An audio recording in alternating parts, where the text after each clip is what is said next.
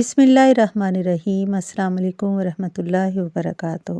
عزیز بہن بھائیوں، آج ہم بات کریں گے کہ وہ کون سا طریقہ ہے جس طریقے سے اللہ تعالیٰ سے دعا مانگی جائے اور ہماری دعا قبولیت کا درجہ پا لے۔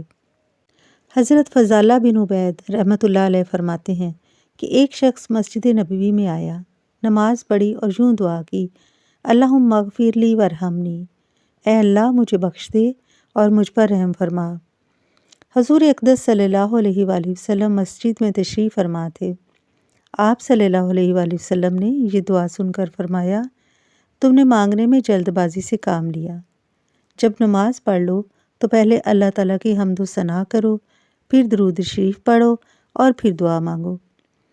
آپ صلی اللہ علیہ وآلہ وسلم یہ فرما ہی رہے تھے کہ ایک اور شخص مسجد میں نماز پڑھنے آیا۔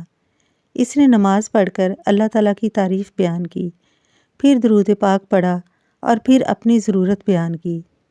حضور صلی اللہ علیہ وآلہ وسلم نے فرمایا، اے نمازی، اب دعا مانگ، تیری دعا قبول ہوگی۔